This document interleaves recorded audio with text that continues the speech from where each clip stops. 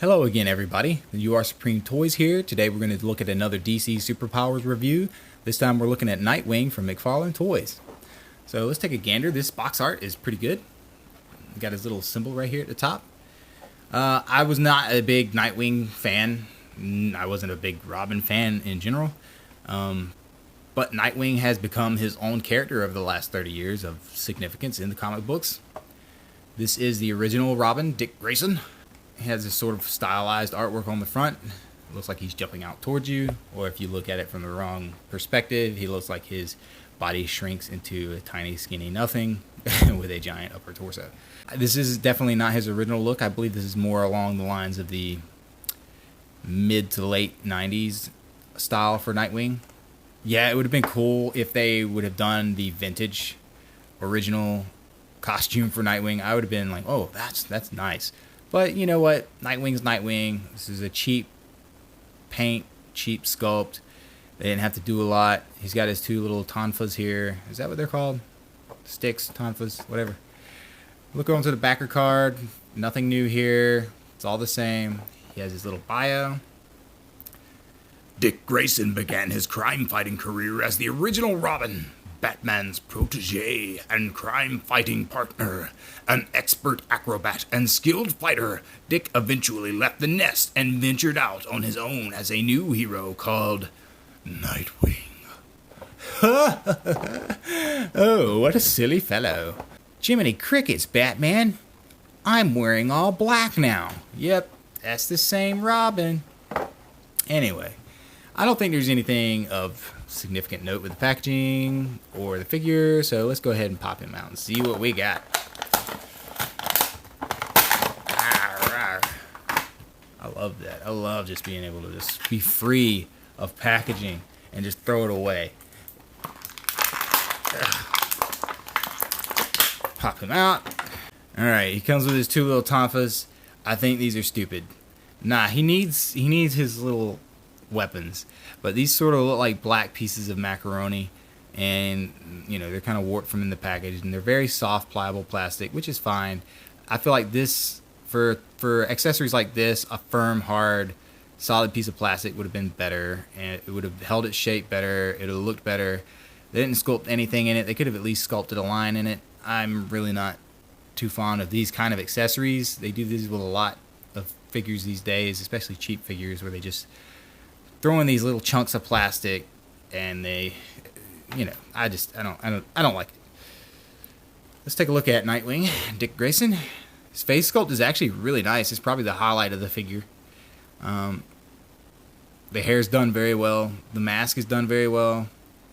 It looks like Dick Grayson in the face, which is pretty interesting.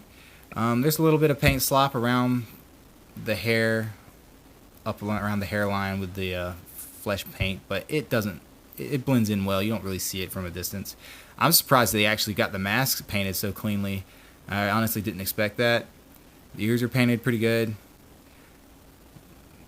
Yep, looks pretty good. This is a pretty standard body bulk sculpt, so there's not a lot going on here except for some musculature and some tights around the thighs and his boots. Nothing really special. Paint is painted from the tip of his fingers all the way around the arm and over the shoulder and then around the back, and it continues the same. And that's done pretty good. It lines up pretty good with the lines if you have his arms straight down, so they sort of, you know, blends in. And it actually does pretty good on the back. That one's a little off. But, you know, they did, for the minimal amount of paint, I think is suitable. This character is typically in an all-black suit with a little bit of blue, so, you know, you get what you get with Nightwing. Let's see how he holds his little weapons. Nice and snug in the hand. Yep, nice and snug, so now he can go play the drums. Yeah!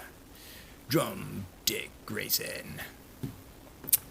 Let's see, this one's legs are a little bit wonky, but he's okay. He can stand. Again, shoulder articulation, head swivel, and hip and knee articulation, so he's all right. You're not going to get a lot of stances out of these figures, as I've mentioned before. They're just not made for wild stances. These are made more for play and not display. So, you know, I really suggest, if your kids like superheroes, these are great to buy it for them. They work with a lot of different playsets and vehicles of this scale, so they could probably use these if they buy or collect Fortnite or whatever it is. So, I don't know. He's okay. You can even have a suitable clash of Slade versus Nightwing. You're gonna be just like me. I'm gonna make you on a killer assassin. Like, no, I just want to be a superhero who saves lives. This isn't gonna work out. Alright. 2 dead guys. Wonder Woman. These are definitely more vintage inspired, like the original DC Superpowers line from the 80s. I was a 90s Kenner baby, so I had a few superpowers growing up, not very many. So a lot of the figures I had were either the early 89 Batman figures or the Batman Returns. From the era I grew up collecting and playing with toys, the style changed drastically from in that decade. So you had figures like this, and then they went into super stylized stuff like McFarlane's original Spawn line, and that continued. Everybody started competing with McFarlane and making everything super hyper detailed up towards the late 90s. So I can take just about any style and put it on my shelf. These superpowers, I think they're perfect for capturing that era of toy collecting.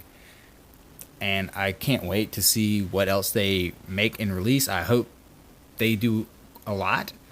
You know, it doesn't matter if they do 20 figures or 100 figures. I'm all in with at least the figures. Again, this has been a review of the DC Superpowers Nightwing from McFarlane Toys, and I am UR Supreme Toys. Thank you so much for watching.